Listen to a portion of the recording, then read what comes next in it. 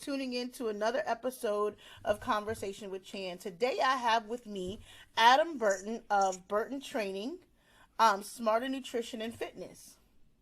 Now, Hmm. Mr. Burton, we were talking before I started recording, and you said something about losing weight without exercise. Now, Right. you might be onto something here. I want to know more. But first, I want to get to what started your journey into nutrition and fitness and wellness. Well, I mean, it really started as a kid. Really, my family dealt with a lot of health issues. My brother had the gastric bypass surgery. My sister has had weight loss surgery. So just growing up around, that type of environment, seeing the choices we were making, those type of things. But, obviously I've always been an athlete too, but, so it's kind of both of those put together.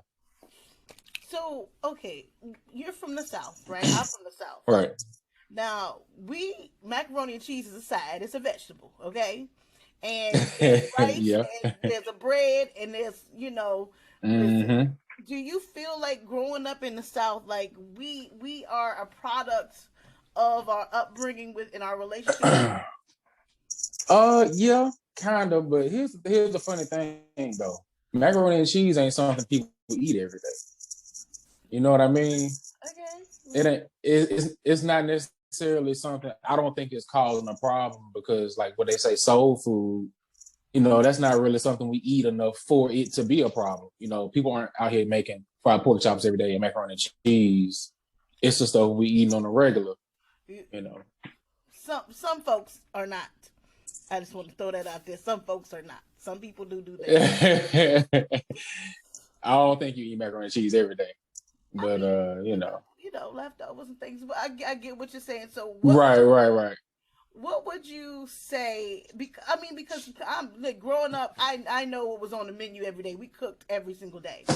Right. So how are you able to how are you doing this without vigorous work? Because I see little fitness things online, and you got to work out and do the hit, and then what is it, hit fitness, and Hmm. all this extra, throwing the people in the air, and then doing all on like it's they're saying that It's a fitness lot.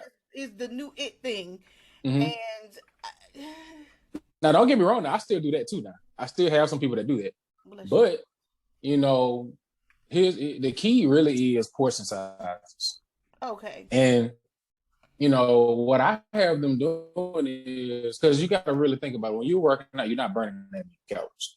If Okay. you go and walk a mile right now, you're only gonna burn about 250 calories. That's like a roll. But with food, if we cut back, as far as not what you're eating, but how much of it that you're eating, then we can make a greater caloric deficit than we can with working out.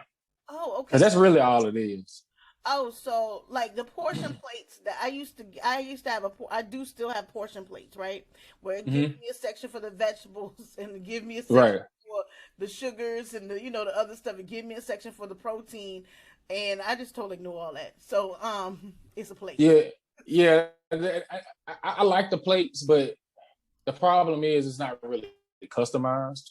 Okay. And if you eat something bad, well, not necessarily something bad, but something like let's say macaroni and cheese, that plate ain't gonna help you because Oh, wait. the portion size that I'm gonna have you eating that and the portion size that plate have you eating that is probably a little bit different. So Oh, that's why it's really good to have customization in your meal plan. that makes So sense. how I do it is I may say I don't say 1 cup of macaroni and cheese. What I say is I put it in grams. I may say you got 75 grams of macaroni and cheese. Now you don't know what that look like right now, but so I require everybody to have a food scale. Yeah. So you had to put the paper plate on the scale and scoop the macaroni and cheese until it weigh out what I tell you to. Now, that's a little bit little time consuming in the beginning, but eventually the goal is you won't have to use a scale. Okay, listen. I'm just saying. Like, Because this is becoming a math project, a whole situation. Well, the scale gonna do it for you. The scale gonna do it for you. Because everybody, like, there's so many diet plans and stuff like that that are not customized. Right. And now I see what you're saying. So customization is key because everybody is body type and everybody's lifestyle is different. And everybody don't want to eat chicken and broccoli every day. Ooh, Nobody. The thing is, what made me come up with this is some people don't like to eat the same food, or they don't eat leftovers, or maybe they work 12-hour shifts, or it's always something to where they can't stick to something like that. So it has to be customized.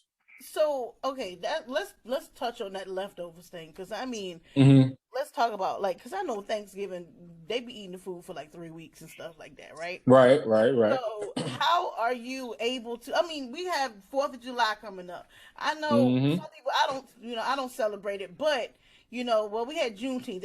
Everybody was cooking out, right? Right. How would someone be able to go back now that they're letting people back outside? How would they be able to navigate these brunches and do you offer help when it comes now that the world opened back up and people swag surfing at the brunches?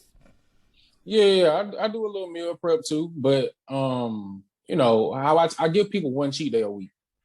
So you get one day the way you can do whatever you want to do. And I actually require that. You need to do that. Because if not, your body gonna plateau. And like I said, you ain't gonna gain no weight, but you ain't gonna lose no weight either. You'll just be stuck at the same weight. So you can go to Krispy Kreme. So, yep, on that one day, you can do whatever you want to. Now, the only difference between your cheat day and the regular day is you don't have to wait. So you can have donuts on your regular day. The only difference is if it ain't on your cheat day, you don't have to wait. So again, I'm not gonna say 1 donut or 2 donuts. I'm gonna give it to you in grams. So you're gonna have to use that scale. So you gotta wait at Krispy Kreme donut when it's hot off the thing. Okay, listen, I'm not giving away my little things that I like so much, and I know that it is. When I do decide to drive, because we don't have a Krispy Kreme near us, but when I do decide, it's a conscious thing for me to say I'm going to go get a donut for Krispy Kreme. It's a whole thing. It's like 5 exits away. So I gotta get on the highway, think to go, make sure there's other stuff to do. How often you go there? About 3 times a week? No. How often you go there? About 3 times a week? Every couple months. Oh, that's not often at all. No, I don't leave the house. I prefer to be safe in my home. Okay, I got you. There's a monster out there. I'm just saying, people think that it's a game, and I think that with COVID, I think it's set in. I do feel like my eating habits did change since COVID happened and the pain. We were in lockdown. I cooked more, but I was buying snacks and stuff like that for my kids, and so eventually it kind of trickled down, and then it was just different stuff like that. So I just feel like a lot of people, we don't pay attention because there are days I won't eat. I'll just drink water, whatever, or juice or something. It's because I'm working 24/7. It's so how do you deal with someone who, because after a while your body goes into starvation mode or something like that, and so you just never. It doesn't make a difference if you don't eat.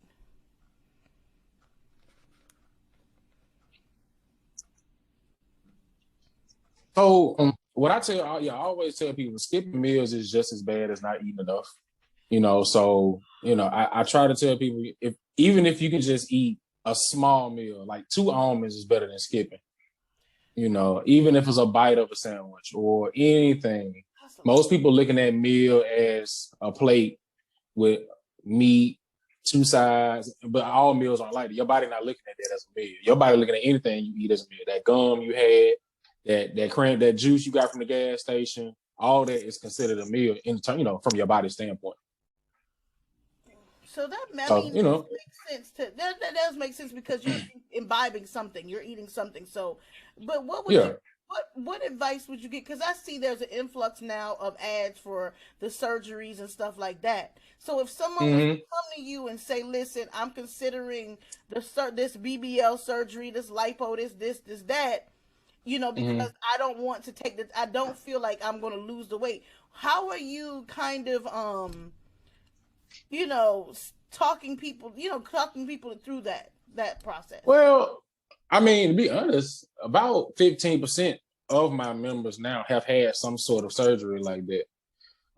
So I mean, what I tell people is, look, at the end of the day, you still gonna have to get some help because, yeah, the surgery fixed the weight issue, but it didn't fix the mental. It didn't fix your habits. It didn't fix your discipline. It didn't fix, the fact that you skip meals. It didn't fix, the knowledge that you don't have to learn how to keep the weight off.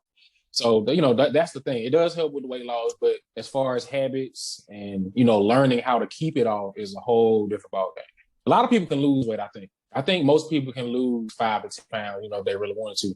But it's keeping that weight off once you lose is the issue for most people that they run into. And that's why I come in. I'll show you how to keep it off. I'm gonna say this. I mean, because I can only speak from my personal journey with weight and stuff like that. So, I had a heart ablation. So my issue was not being able to be active, and run like I used to run. And so it just became a thing of, you know what, this is it. The medicine will make you gait. Like all these things that you can do, you consider all those things when you're planning for their meal situation, their nutrients and stuff like that? Absolutely. One of the first questions I ask is, what type of medication are you on? And do you have any vitamin deficiencies? I always have an initial first conversation with everybody. I don't let anybody just sign up for a program on my website. I always need to have a conversation with you first. You can have something I don't know about. You can have PCOS. You can have cyst history. I deal with a lot of people with medical conditions. Okay. So I need to know that before we go into any program. I ask about sleep, digestion. I mean, I get real into it, especially with women, with your cycles. I time that, with the food I have on as well. So you all up in the business. Yeah, I'll be in everything. Because, it's every month, y'all lose what men don't lose. And so we have to replace that. We have to replace that blood, and that's how a lot of women, I believe, have iron deficiencies and they develop anemia and things like that because, I'm one of okay, them. Well, see, there you go. I mean, iron and low vitamin D are one of the top 2 things I see every day. And it's mostly in brown people. And that's the biggest thing because I take I take vitamin D and I take iron supplement every day. Mm-hmm. And it's like, it just feels as if, see, this is what people of color, like, this is what I'm saying, going to someone who's a nutritionist or someone who knows the wellness, this is what, how do you feel like that's important for someone to know your heritage and know your culture? You should. Okay. Yeah, you should know about any history of vitamin deficiency. If you have a history of anemia or anything like that, you can, you more likely to have it. You're more likely to carry that trait. You're more likely to carry those habits. So yeah, that's real important. So do you feel like, would you suggest more of people of color to go to a nutritionist that looks, or wellness advice that looks like them? Because people like, oh, I'm gonna go to such and such, but such and such don't know. You know what I'm saying? There's certain things that we, as a culture, it plays a part in how we operate. Yeah, I don't know if the color matters, but I do think how much education you do after school matters. Okay. Because a lot of the things I learned in school, I don't necessarily believe now because of the education I did afterwards. I feel like it was more of kind of like an intro basic thing. A lot of the things that they tell you in school don't work when you apply it to real people, when you actually get in the field, especially in the South. So I don't think the color matters really. I ran into that myself, and now that I found doctors who look like me, who understand me a little bit better, I'm able to say my issues that I may have. So this is okay. So now from an understanding standpoint, yeah, I do believe that. But as far as knowledge and application, I'm not so sure about that. So what would you, for someone who's kind of on the borderline, on the fence of seeing someone like yourself, or reaching out to figure out, what would be some 3 things that you would tell them before they even reach out that they need to do? Well, I would probably say first do your own research and figure out, have some type of information before you, come to them. And then, you know, are you talking about like as far as before you even go to the person or before you Yeah, go? before you even go, before like when they on the fence and like I don't know if I'm gonna do this or not. What are three things Mhm. they should consider before they click book consultation or book appointment? Yeah. Definitely want to consider whether or not you're willing to plan your meals ahead of time. Because that's really what it's gonna take.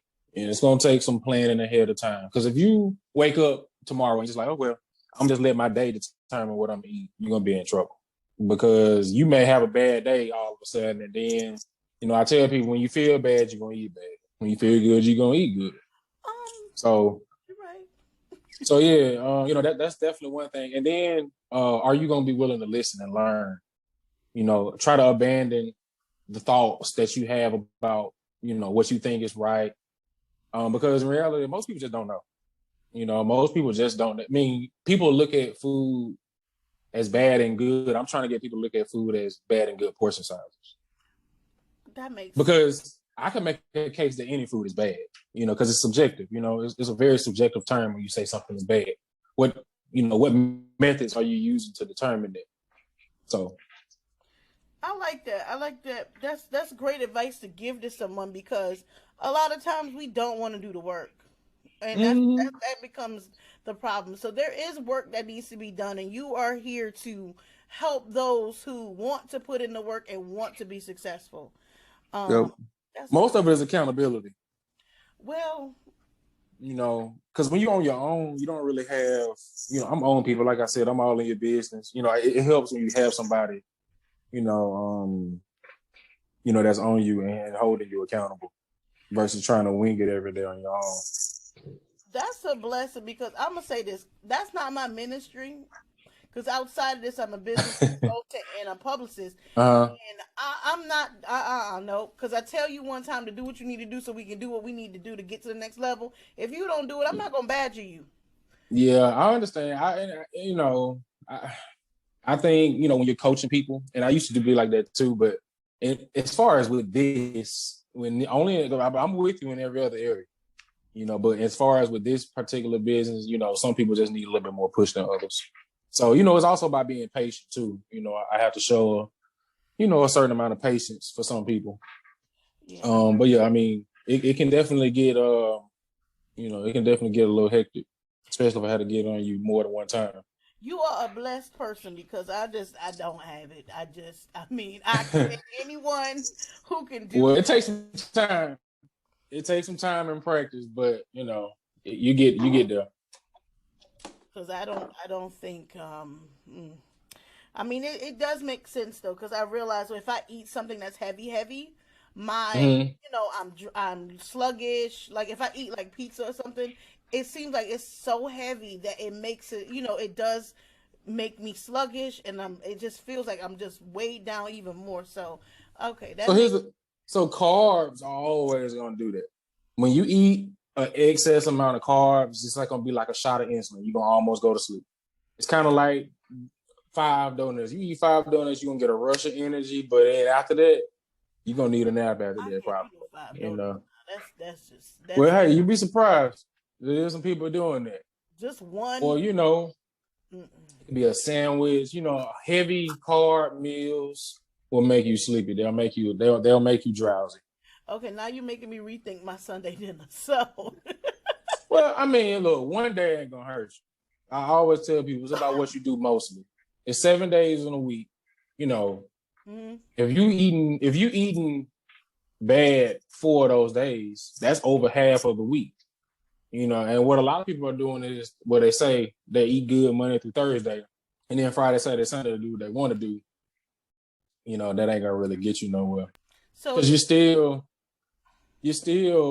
it's balancing out. You got just as many good days as you have bad days. So listen. So I will say this, everyone who is listening, because I'm calm in this one because it's like I'm listening and learning because if you want to make a change and do better, like just do better without going to the gym and having, running up and down the steps and passing out and doing all the extra, then this is an option, a great way to do it. I'm glad that we're talking during Men's Health Month as well, because this is good knowledge that people need to understand. Like, you can effectively get a better lifestyle, healthier lifestyle, if you there's other alternatives like changing your diet and doing things like that. Mm-hmm. So, Yeah, you now you can add the workouts a little bit later. I'm not saying you never work out, but for the majority of people, let's say you want to lose 30 to 40 pounds, you could do that easily, through just diet alone.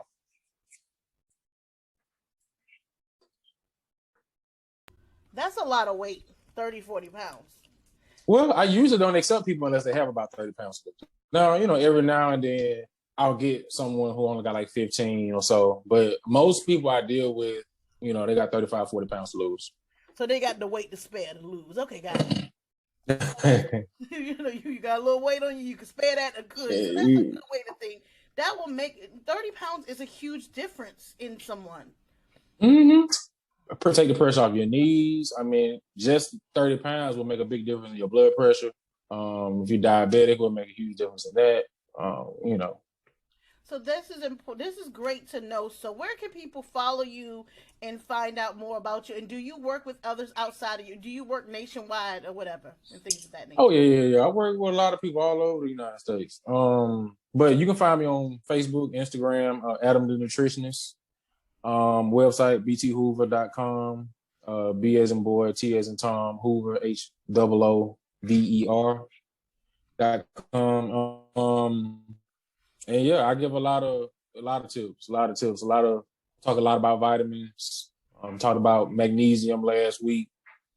Things like that. And we just finished talking about lupus. So I do a lot of educating too. That's a good thing. So y'all follow him for more tips on becoming educated around nutrition and wellness, because it's very important, because we'll see these things on Facebook, or eat the sea moss and do this and drink the alkaline water and do that. Mm-hmm. And, you know what I'm saying? Make these meals and stuff like that. But this is not tailored information. So he's providing right tailored information that's for you, because what may work for Susie Q over there may not work for you. You might end up blowing up on the daggone sea moss and the waters and all the things that he's doing. And everybody shouldn't be vegan either. Unfortunately, everybody can't be vegan. Everybody can't be plant-based. Especially once you have a vitamin deficiency. Once you have a vitamin deficiency, all bets off. You about to start a fight with that. Yeah, I know it's controversial, and for a lot of people, before you follow me, yeah, I love Dr. Sabi. I like what he stood for, but I don't think that his information right now is prevalent, because a lot of the stuff he said, people are trying, and it's hurting a lot of people. See, y'all better follow him to get. You can't just think everything gonna be for you. Everybody can't be raw. Yeah, and by the way, Dr. Sabi ate meat too. That's something else a lot of people don't tell you. Oh wow. Mm-hmm. But the thing is, the beautiful part of this is you're giving transparent information that's definitely needed, because everybody thinks that everything is across the board. Nothing is cookie cutter when it comes to your nutrition, because you might have something in your blood that's that makes it different, that make certain diets make your blood bad. So you definitely, if you can't do the workouts and stuff like that, go ahead and reach out to Mr. Burton and let him help you to create a plan for yourself, because it's needed. Don't just get your information off of Instagram, TikTok, and Facebook. Research, ask questions. Ask questions for sure. Even when you follow me, ask questions. Ask your doctor questions. Your medications, ask questions. It's your job to find out those side effects. And see, this is the thing.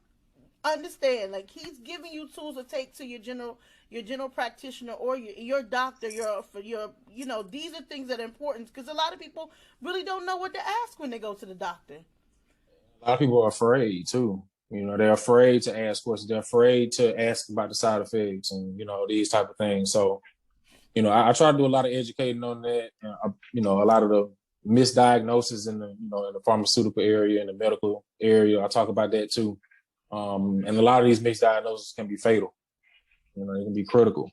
So it's really, really, really important. And that's the biggest thing I think people are missing a lot of times is the fact that you have to ask these questions. How would this affect Hmm. my lifestyle? Like, because some people go in, because was on a medication one time, I couldn't drink any grapefruit juice.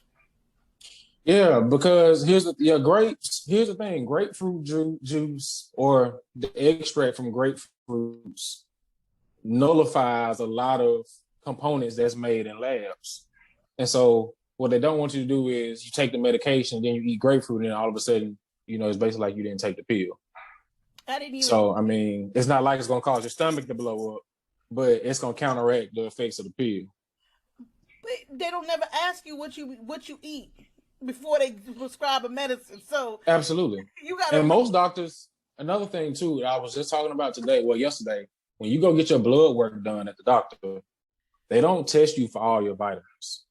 And depending on who sees you, they may not test you at all for any vitamins. Oh, no. And then you have some who only test you for 4 or 5. It just depends on who you see. But, and number one is because insurance doesn't cover it. Nutritional testing, it's a bit pricey. And so doctors aren't going to, waste resources ordering that type of stuff when they don't deem it important. They would rather, hey, we'll prescribe you this medication. You try that out first, and then we'll go from there.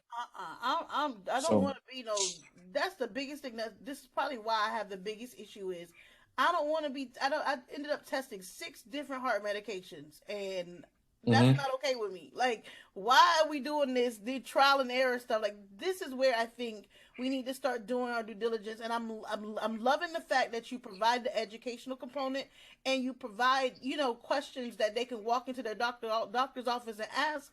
Like, listen, this is what I eat. This is how will this medicine affect me? So, listen, guys, this was very educational for me because this empowers you with knowledge. So if you don't know what to ask, go ahead, reach out to Mr. Burton and let him know everything so that he can empower you to go into your doctor's office and ask the right questions. Because there are tests that he will tell you that you need to have that your doctor will not. And you have to, even though it may be something you have to put through your insurance and ask them to do the testing for, but go ahead and do Right. it. Because you don't want to wake up one day and you can't see or can't hear something because your blood pressure's so high. You don't want to wake up like that. That's not okay. Yep. But I want to thank you so much for talking to me today. I will be following up because I do feel like there's more that we need to discuss, and there's things that I would definitely want you to be able to share with the various audiences I write to. So this is I really appreciate you talking to me on this Sunday. So I appreciate you to coming back on and we discuss some more stuff when winter time comes and we change things. Anytime.